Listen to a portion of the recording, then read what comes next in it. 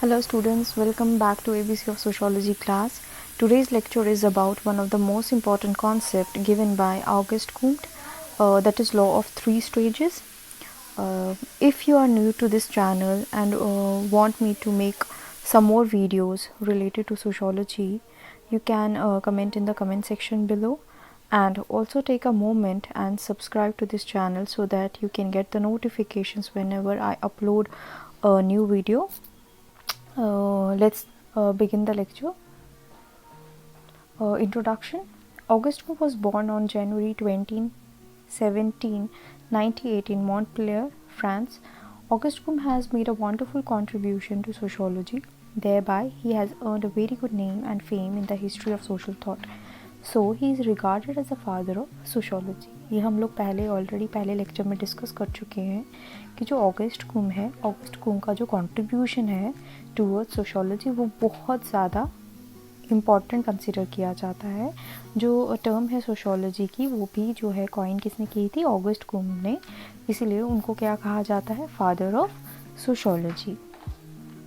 August Comte is regarded to be the father of sociology. अब तो आपको मालूम ही है कि इनको फादर ऑफ सोशोलॉजी कहा जाता है, ऑगस्ट कॉम्ट को. और ये बहुत ही इम्पॉर्टेंट आप लाइन कह लो या फिर ऑब्जेक्टिव वे से समझ लो तो ये बहुत ज़्यादा इम्पॉर्टेंट है.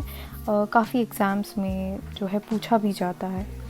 He organised and classified the social thought prevailing before his times. अब जो पहला वाला लेक्चर था उसमें हमने डिस्कस किया था पॉजिटिविज़म के बारे में जो ऑगस्ट कॉम्ट ने दिया था. यहाँ वाले लेक्चर में हम लोग डिस्कस करेंगे कि किस तरह से जो हमारी सोसाइटी है या फिर हम लोग बात करें एक सोशल थॉट है ह्यूमन बीइंग का, वो किस तरह से चेंज होता जाता है from one stage to the another. कहीं ना कहीं जो है किस तरह से एवोल्यूशन होता है किसी भी चीज़ का. पॉजिटिविज़म में हमने बात किया था कि जो सोशोलॉजी है, ऑगस्ट कॉम्ट चाहते थे कि सोशोलॉजी को भी हम लोग साइंटिफिक वे से स्टडी कर सके. इसीलिए उन्होंने जो सोशोलॉजी को नाम क्या दिया था? Positive science. अब यहाँ पे हम लोग बात करेंगे किसकी? सोशल थॉट जो है ह्यूमन बीइंग का वो किस तरह से इवॉल्व होता है from one stage to the another stage.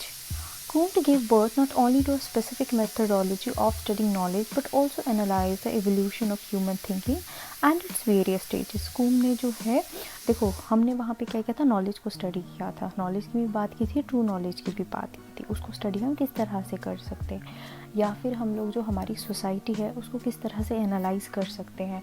उसमें हम लोग सिस्टमैटिक प्रोसीजरल वाइज कैसे पढ़ सकते हैं. वहाँ पे हम चीज़ों को ऑब्जर्व किस तरह से कर सकते हैं. और साथ ही साथ जो है ऑगस्ट कॉम्ट ने किसकी भी बात की है या किस तरह उन्होंने एनालाइज किया है कि जो ह्यूमन थिंकिंग है, इंसान की सोच है, वो किस तरह से जो है डेवलप होती है, इवॉल्व होती है from one stage to another. The principle evolved by Comte in the study of human thinking presumes gradual evolution and development in human thinking and is known as law of three stages. अब जो human की thinking है वो किस तरह से जो है चेंज होती है. थिंकिंग में हम लोग बात करते हैं कि किस तरह से जो हमारी जो process of considering and reasoning about something, जहाँ पे हमारी सोच, हम हर चीज़ को एक रीज़न दे देते हैं. देखो सोचते हम ऐसे ही नहीं है, कुछ ना कोई रीज़न होता है या किसी न किसी चीज़ को कंसिडर लेके ही हम लोग जो है हमारी थिंकिंग चलती रहती है. और वो कहीं ना कहीं बदलती है, और बदलती भी कैसे है? Gradually change.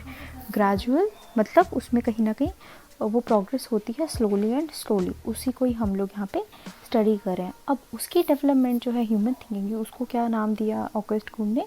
Law of three stages. It is known as law of three stages because according to it, human thought has undergone three separate stages in its evolution and development. Law of three stages का मतलब क्या है इन crux? कि जो human thought है वो किस तरह से चेंज होता है from one stage to another. और यहाँ पे जो उसने ह्यूमन थॉट को कितने में डिवाइड किया है?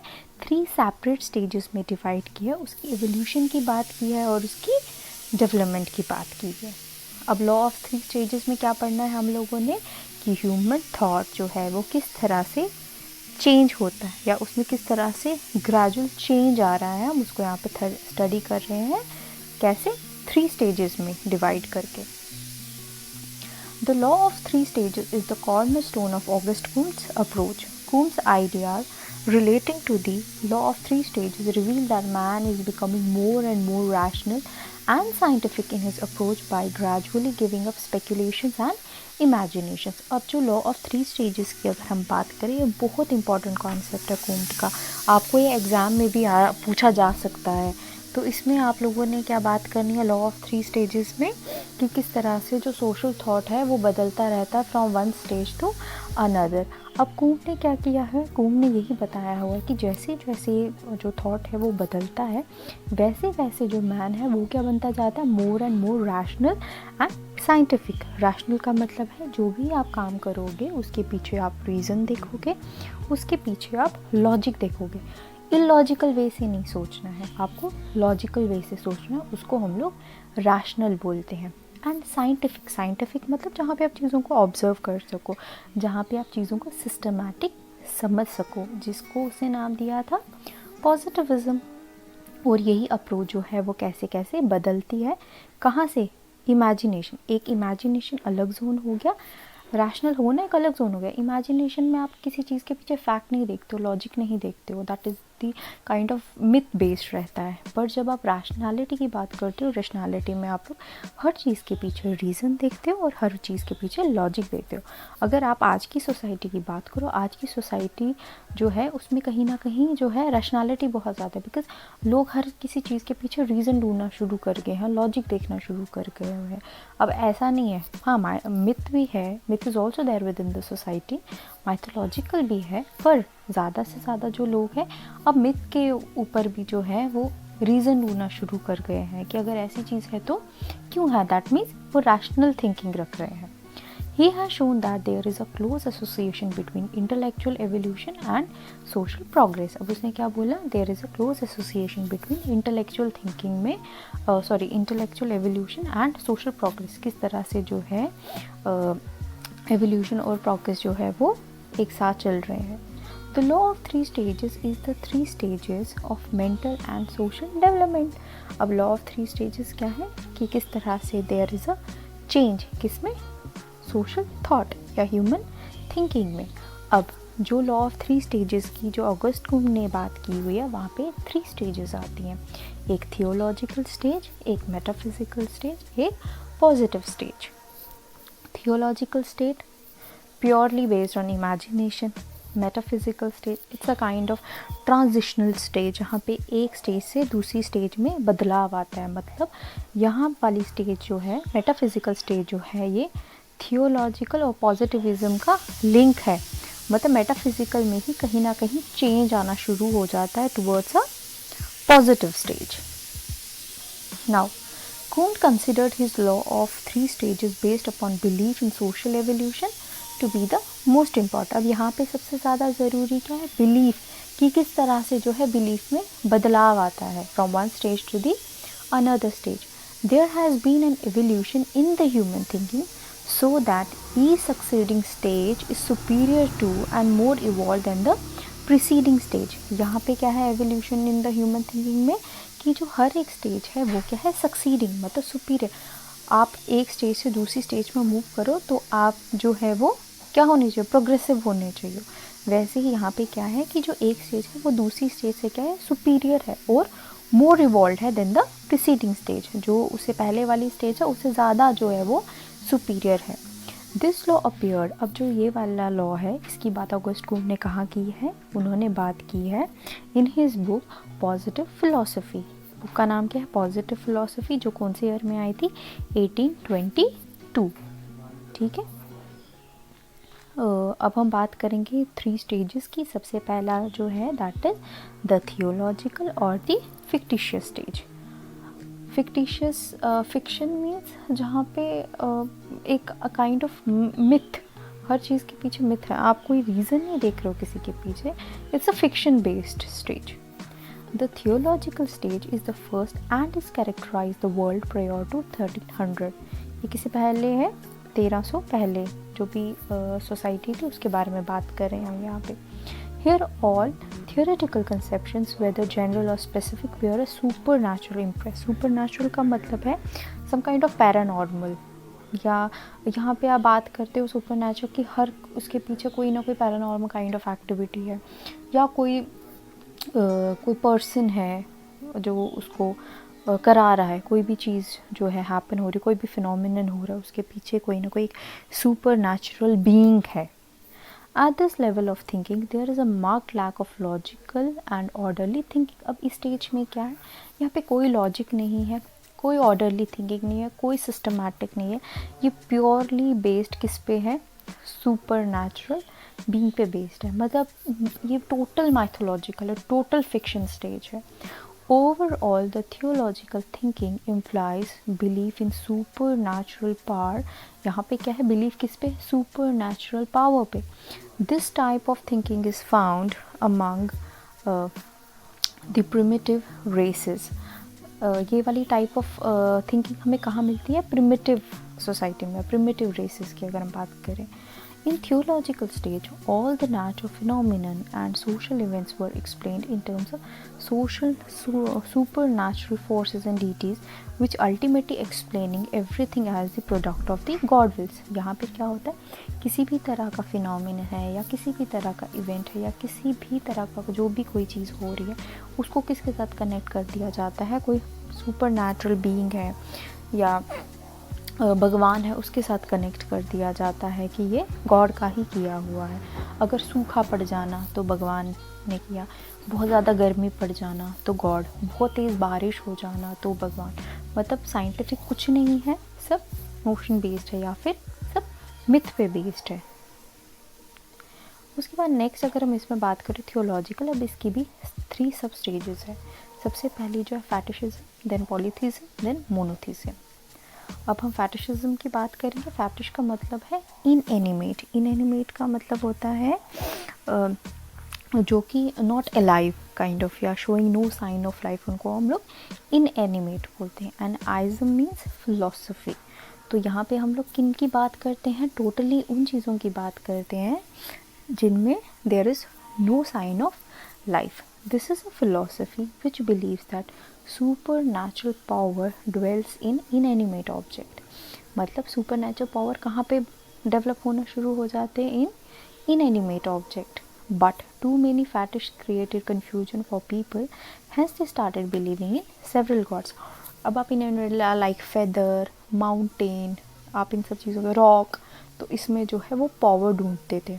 पावर मतलब कंसिडर करते थे, उस बिलीफ था उनका कि इनमें कहीं ना कहीं पावर है इन सब चीज़ों में.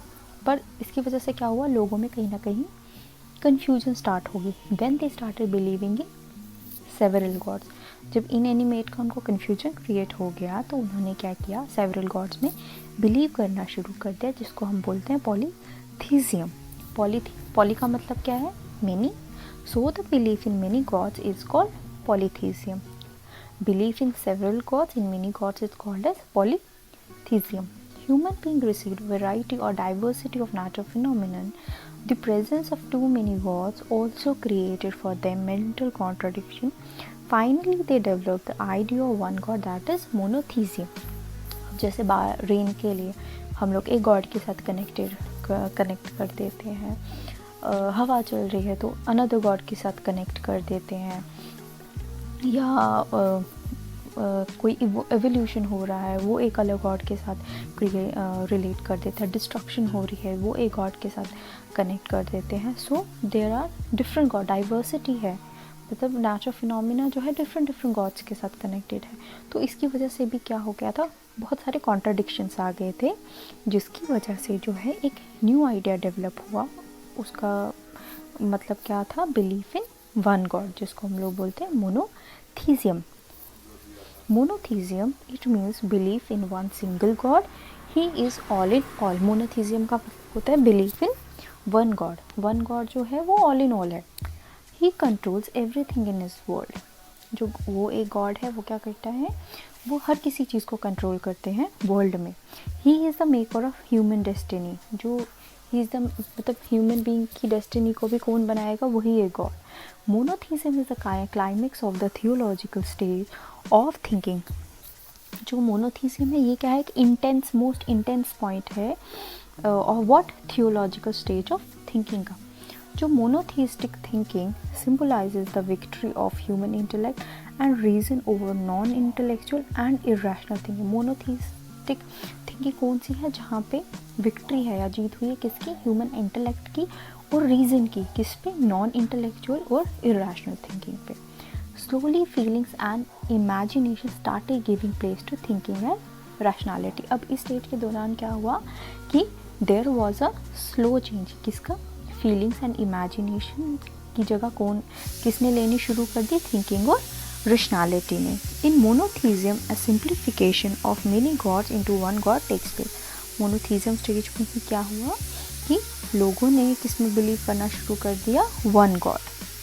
मोनोथीज्म का ही मतलब होता है बिलीफ इन वन गॉड। अब थियोलॉजिकल स्टेज जो है वो फिक्टिशियस स्टेज है, वहाँ पे जो है हम लोग रीज़न को कोई प्रेफरेंस नहीं देते, वहाँ पे कोई लॉजिक नहीं होता है, वहाँ पे कोई साइंस नहीं होती है। Theological stage is purely fictitious stage है, जहाँ पे मिथ की जगह है, जहाँ पे हम मैजिक को बहुत ज़्यादा कंसिडर करते हैं, या हम हर चीज़ के पीछे कोई ना कोई सुपर नेचुरल या पैरानॉर्मल एक्टिविटीज़ को प्रेफरेंस देते हैं। और थियोलॉजिकल स्टेज जो है वो 3 में डिवाइड हुई है, फैटिशिज्म, पॉलीथीज्म एंड मोनोथीज्म। फैटिशिज्म का मतलब क्या है, जहाँ पे हम लोग बिलीव करते हैं इनएनिमेट ऑब्जेक्ट्स में, मतलब जिसमें कोई साइन नहीं है लाइफ का। पॉलीथीज्म का मतलब है belief in various gods. Monotheism का मतलब है belief in one god. Next is the metaphysical stage और एब्स्ट्रैक्ट स्टेज। अब मेटाफिजिकल स्टेज जो है वो स्टार्ट हुई थी 1300 AD एंड वो शॉर्ट लिव्ड रफली टिल 1800। 1300 से वो 1800 तक जो है ये स्टेज रही है। It forms a link and is transitional. Metaphysical stage जो है इसको हम एब्स्ट्रैक्ट स्टेज भी बोलते हैं, जहाँ पे there is the evolution of the general ideas. तो यहाँ पे हम लोग क्या करते हैं, ये जो स्टेज है ये लिंक करती है किस को, थियोलॉजिकल स्टेज और पॉजिटिव स्टेज को। एंड इज ट्रांजिशनल, मतलब जहाँ पे चेंज आना शुरू हो जाता है from one stage to the another. It means metaphysical जो स्टेज है उसमें क्या होता है, चेंज कहाँ से स्टार्ट होता है, from theological to positivism. It is also almost an extension of the theological thinking. अब मेटाफिजिकल स्टेज में क्या है, ये एक्सटेंशन है थियोलॉजिकल स्टेज का, but towards what, the positive stage. यहाँ पे आपको कुछ ट्रेड्स थियोलॉजिकल के भी दिखेंगे, कुछ आपको थोड़े बहुत पॉजिटिव के भी दिखेंगे। मेटाफिजिकल स्टेज में जो पॉजिटिव स्टेज है उसकी कहीं ना कहीं एवोल्यूशन शुरू हो जाती है। Here mind presupposes abstract forces, meta means beyond and physical means material world। अब यहाँ पे क्या होता है, जो माइंड है वो किसकी ओर चला जाता है, एब्स्ट्रैक्ट फोर्सेस, मतलब जहाँ पे हम किसके बारे में सोचते हैं, जनरल आइडियाज़ के बारे में। और साथ में यहाँ पे क्या है कि हम लोग मटेरियल वर्ल्ड के बियॉन्ड थिंकिंग रखते हैं। सुपर नेचुरल बीइंग जो है, एक पर्सन, उसको रिप्लेस करते हैं by super natural forces. Super natural forces मतलब there is some kind of energy. This is the form of essences, ideas and forms. Rationalism started going instead of imagination. अब इस stage में क्या होता है कि जो रैशनलिज्म है वो क्या करता है, धीरे धीरे ग्रो होना शुरू हो जाता है instead of the imagination. Imagination जो है वो हमें कहाँ दिखती है, थियोलॉजिकल स्टेज में। और रैशनलिज्म कहाँ से डेवलप होना शुरू हो जाता है या ग्रो करना शुरू हो जाता है, from the metaphysical stage. Next is the positive और scientific stage. Finally, in 1800, the world entered the positivistic stage. The positive stage represents the scientific way of thinking. Positive thought ushers in an industrial age. The positive or scientific knowledge is based on facts, and these facts are gathered by observation and experience. All phenomena are seen as subject to natural laws that can be investigated by observations and experimentations. All theoretical concepts have become positive. The concept of God is totally vanished from human mind. Human mind tries to establish cause and effect relationship. अब हम अगर बात करें तो positive और scientific stage की, अब यहाँ पे क्या होता है कि जितनी भी सारी चीज़ें हो रही हैं उनके पीछे फैक्ट देखा जा रहा है, और उन फैक्ट्स को किस तरह से गैदर किया जा रहा है, बाय ऑब्जर्वेशन एंड एक्सपीरियंस। और ये वाली स्टेज में ये टोटल रैशनल स्टेज है, जहाँ पे आप हर किसी चीज़ के पीछे रीज़न ढूंढोगे, और जितनी भी कोई भी किसी भी तरह का अगर फिनोमिनन हो रहा है, उसके पीछे उसको किस तरह से इन्वेस्टिगेट किया जा रहा है, बाय ऑब्जर्वेशन एंड एक्सपेरिमेंटेशन। और यहाँ पे जितने भी कॉन्सेप्ट्स हैं वो पॉजिटिव बन रहे हैं, मतलब वो साइंटिफिक वे से हम उनको देख रहे हैं। जो concept of God, do remember concept of God जो है वो हमें कहाँ मिलता है, वो हमें मिलता है थियोलॉजिकल स्टेज में। वहाँ पे हम हर फिनोमिना को कनेक्ट करते हैं विद गॉड। बारिश हो रही है तो भगवान के साथ कनेक्ट कर देते हैं, अगर ड्रॉट हो रहा है तो भगवान के साथ कनेक्ट कर रहे हैं, अगर बारिश चाहिए तो भी पूजा करके जो है वो बारिश आएगी। मतलब हम इस तरह से थिंकिंग रख रहे हैं, नोशन बेस्ड थिंकिंग है। पर जब हम पॉजिटिव स्टेज की बात करें, यहाँ पे रैशनल थिंकिंग है। लोग जो है वो रीज़न ढूंढ रहे हैं, लॉजिक ढूंढ रहे हैं। अगर बारिश हो रही है तो वहाँ पे कोई साइंटिफिक रीज़न है जो कि बारिश हो रही है, वो कनेक्ट नहीं करेंगे गॉड के साथ, because this stage is purely the positive stage. Theological stage जो है वो वहाँ पे क्या है, गॉड सुपर नेचुरल फोर्सेस को प्रेफरेंस देते हैं। But whenever we talk about the positive stage, वहाँ पे हम लोग ऑब्जर्वेशन और एक्सपेरिमेंटेशन को प्रेफरेंस देते हैं। ये 3 स्टेजेस जो है कौन सी पढ़ी अभी तक हमने, theological, metaphysical and positive. Theological is the fictitious stage, जहाँ पे रीज़न ही देखोगे आप, कोई लॉजिक नहीं देखोगे, बस नोशन बेस्ड है, किसी ने कह दिया अच्छा वही है। मिथ, मतलब हर किसी चीज़ के साथ कोई ना कोई मिथ कनेक्टेड है, रीज़न नहीं देखेंगे। फॉर एग्जांपल, छोटी सी एग्जांपल है, अगर हम रास्ते में चलते हुए काली बिल्ली रास्ता काट जाती है, देन हम लोग कहते हैं कि ओ अगर हम लोग जाएंगे तो कुछ गलत हो जाएगा।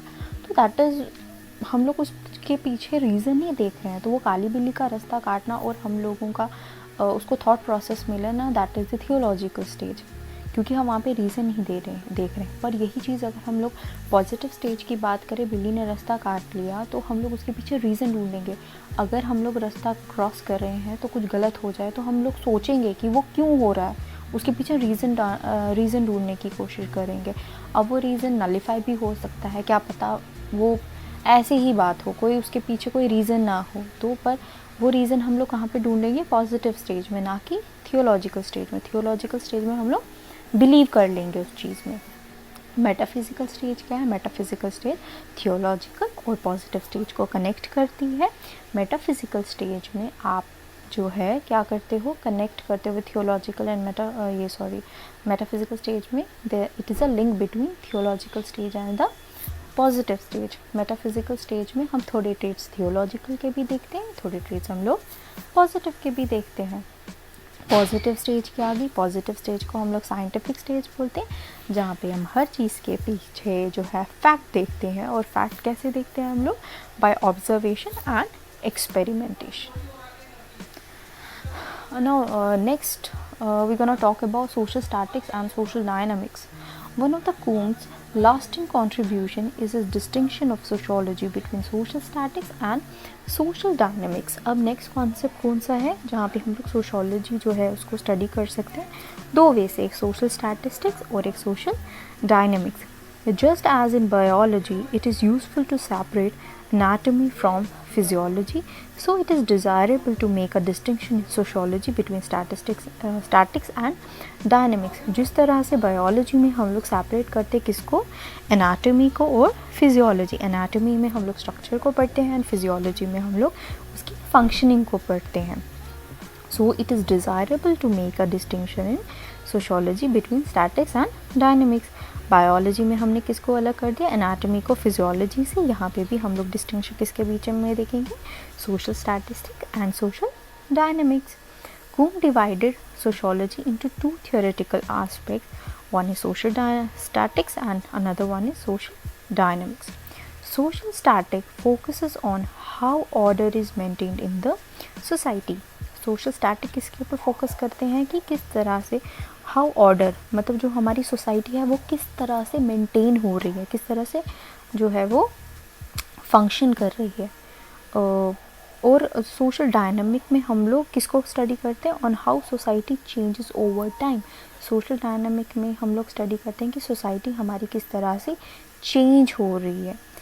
और सोशल स्टैटिक हमारी सोसाइटी किस तरह से मेंटेन्ड है, सोशल डायनामिक हमारी सोसाइटी किस तरह से चेंज हो रही है.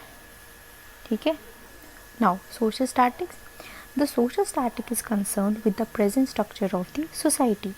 सोशल स्टैटिक में हम लोग किसकी बात करते हैं? The present structure of the society का। स्ट्रक्चर किसका? सोसाइटी का। एट प्रेजेंट हमारी सोसाइटी का स्ट्रक्चर क्या है। हम ये नहीं पढ़ेंगे कि उसमें अब चेंज किस तरह से आएंगे या इन फ्यूचर क्या चेंज आएंगे, हम प्रेजेंट स्ट्रक्चर की बात करेंगे। It studies the current laws, rules and present condition of the society. अभी जो सिनारियो है सोसाइटी का, उसका स्ट्रक्चर, उसके करंट लॉज, उसके रूल्स, उसके नॉर्म्स जो सोसाइटी की फॉर्मेशन, प्रेजेंट सोसाइटी की फॉर्मेशन में हेल्प कर रहे हैं, हम उसको स्टडी करेंगे। In social statics it is observed as how the present social laws are affecting the society. Social statics में हम लोग प्रेजेंट की बात करेंगे, आप ऐसा समझ लो, मतलब प्रेजेंट सोशल लॉज वो किस तरह से अफेक्ट करें हमारी सोसाइटी को। Statistics in sociology consisted of clarifying the interconnections between those social facts which appear to be universally necessary for the existence of the society or any kind। अब अगर हम लोग स्टैटिक्स की बात करें सोशियोलॉजी में, तो वो क्या क्लियर करते हैं किसके बारे में? सोशल फैक्ट्स के बारे में जो यूनिवर्सली अपेयर होती है या यूनिवर्सली नेसेसरी है for the existence of the society. The nature of connections between the family, the division of labor, property, government, religion, morality and so on। अब ये connections किसके बीच में, किन किन के बीच में? बहुत सारे institutions आप बोल सकते हो, उनके बीच में connections जो हमारी society की functioning में, conditioning में, उसके structure को maintain करने में, present structure को maintain करने में हेल्प कर रही है। ऐसा नहीं कि हमारी सोसाइटी में कोई एक ही इंस्टीट्यूशन पूरी सोसाइटी को रन कर रहे हैं। हमारी सोसाइटी में बहुत सारे इंस्टीट्यूशंस हैं जो हमारी सोसाइटी की फंक्शनिंग में, उसके सॉलिडारिटी को मेंटेन करने में हेल्प कर रहे हैं। वो हम कहाँ पढ़ते हैं? सोशल स्टैटिक्स में। Social statics are concerned with the ways in which the parts of a social system interact with one another, as well as the functional relationships between the parts and to the social system as a whole। Social statics में हम लोग क्या पढ़ते हैं कि कौन से ऐसे parts हैं हमारी सोसाइटी के जो interact करते हैं with one another and हमारी सोसाइटी की प्रॉपर फंक्शनिंग में, उसमें यूनिटी बनाए रखने में उसकी हेल्प करते हैं। हम उसको स्टडी करते हैं, society as a social system as a whole totality में। अगर हम लोग एक ह्यूमन ऑर्गेनिज्म की बात करें तो ह्यूमन बॉडी में बहुत सारे ऑर्गन्स होते हैं और हर ऑर्गन का अपना वर्क है, मतलब वो उसकी अपनी एक फंक्शनिंग है। वो एक ह्यूमन बॉडी को जो है क्या हेल्दी बनाए रखते हैं। अगर हम किसी भी ह्यूमन और ये बॉडी ऑर्गन में किसी भी तरह का कोई डिफ़ॉल्ट आ गया या कोई प्रॉब्लम आ गई तो पूरी बॉडी सफ़र करना शुरू कर देती है। Same is the case with the society also. हमारी सोसाइटी भी जो है बहुत सारे डिफरेंट पार्ट से बनी है, बहुत सारे इंस्टीट्यूशन से बनी है। अगर जो उनकी इंटरकनेक्टेडनेस है इंस्टीट्यूशंस की, अगर किसी भी एक इंस्टीट्यूशन में कोई भी प्रॉब्लम आती है, it will ultimately lead to the problem within the whole system. मतलब पूरे सिस्टम जो है कहीं ना कहीं अफेक्ट होना शुरू हो जाएगा। Comte therefore focused his social statistics on the individual as well as such collective phenomenon as the family, religion, language and the division of labor। यहाँ पे हम collective phenomenon की बात करते हैं social statistics में। According to Comte, there are 3 factors of social statistics। अब Comte ने क्या कहा है कि 3 factors हैं social statistics के लिए। सबसे पहला है language, religion and division of labor। Language, it is a means of storing thoughts and culture for proceeding generation. Language की वजह से क्या होता है, हम अपने जो थाट्स हैं या जो कल्चर है उसको स्टोर करते हैं, किन के लिए? For the proceeding generation. आने वाली जनरेशन को हम लोग वो सारी चीज़ें ट्रांसफ़र करते हैं। Without a common language attaining solidarity and social order is not possible. जब तक कॉमन लैंग्वेज है तभी एक सॉलिडारिटी रहेगी, हम एक दूसरे से इंटरेक्ट कर पाएंगे। अगर कॉमन लैंग्वेज नहीं होगी तो क्या होगा, जो सोशल ऑर्डर है उसमें सॉलिडारिटी होना इज़ इम्पॉसिबल, मतलब यूनिटी उसमें नहीं रह सकती है। Religion provides the guidance of behaviour and it is the root of social order. अब रिलीजन जो है वो क्या प्रोवाइड करता है? गाइडेंस। हमारे लिए कुछ रूल्स बनाते हैं, हमारे लिए कुछ नॉर्म्स बनाते हैं जिसके अकॉर्डिंगली हमें बिहेव करना पड़ता है विद इन द सोसाइटी, जो उस सोशल ऑर्डर को मेंटेन करता है within the society. Next is the division of labour. Division of labour मतलब division of work. It is essential for the success of the state corporation and it creates interdependence among the people in the society. हर कोई different काम में specialise है। अब जैसे अगर हम लोग टीचिंग की भी बात करें तो हर कोई टीचर जो है वो डिफरेंट सब्जेक्ट्स में स्पेशलाइज है। या हम बात करें फ़िलासफ़ी जो है, फ़िलासफ़ी हम एक फ़िलासफ़ी टीचर ही पढ़ा सकते हैं।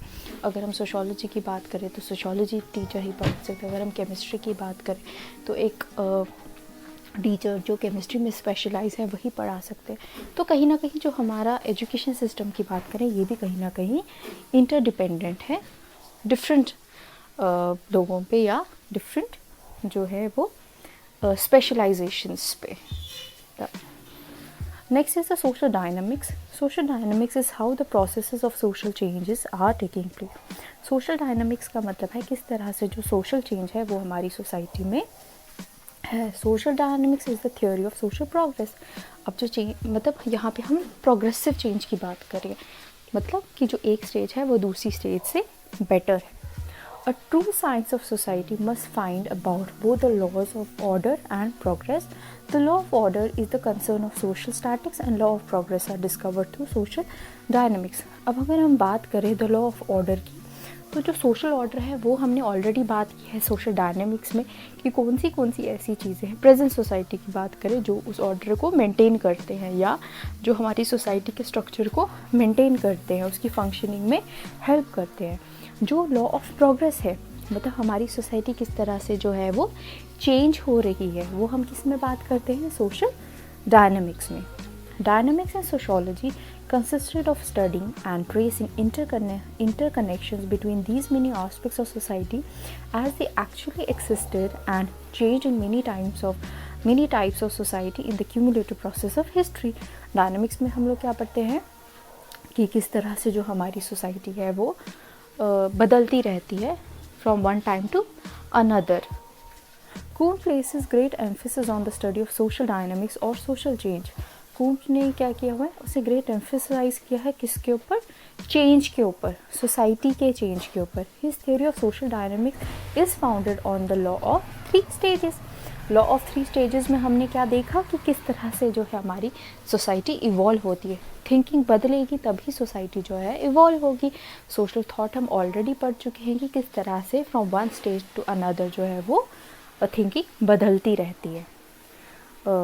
3 स्टेजेस कौन सी है, the evolution of society is based on the evolution of mind through the theological stage, metaphysical stage and the positivist stage. He saw social dynamics as a process of progressive evolution in which people become cumulatively more intelligent and in which altruism eventually triumphs over egoism. Moreover, it is natural that the social systems such as institutions are interrelated and interdependent so they can make a harmonious whole. अब social thought की बात करें तो किस तरह से change आता है, हम लोग हर चीज़ के पीछे रीज़न ढूंढना शुरू करते हैं और जो हमारी सोसाइटी है, हमारी सोसाइटी में जो लोग हैं वो और ज़्यादा इंटेलेक्ट होना शुरू हो जाते हैं और उनकी जो थिंकिंग है वो रैशनल बनना शुरू हो जाती है, ईगो असाइड हो जाता है, they become more of like interaction level जो है वो बढ़ जाता है और हमारी जो सोसाइटी है एज अ होल उसमें क्या है, सारे के सारे जो इंस्टीट्यूशंस हैं वो क्या है, इंटर रिलेटेड है और इंटरडिपेंडेंट है, तभी वो एक हार्मोनियस जो है या हम लोग बोलें कि सोशल सिस्टम को जो है हमारे वो मेंटेन करते। अब हम लोग फिर से रिवाइज कर लेते हैं एक बार, ऑगस्ट कोंट ने किसकी बात की थी, द लॉ ऑफ 3 स्टेजेस की, जहाँ पे आप लोगों को मैंने बताया कि 3 स्टेजेस कौन सी है, theological, metaphysical and positive. Theological भी 3 स्टेजेस में डिवाइडेड है, फैटिसिज्म, पॉलीथिज्म एंड मोनोथिज्म। उसके बाद बात की है हमने social statics and social dynamic. Static means structure, present society की हम लोग जहाँ पे बात करते। Dynamics means change, progressive change, उसकी बात करते हैं हम लोग यहाँ पे। Thank you for watching.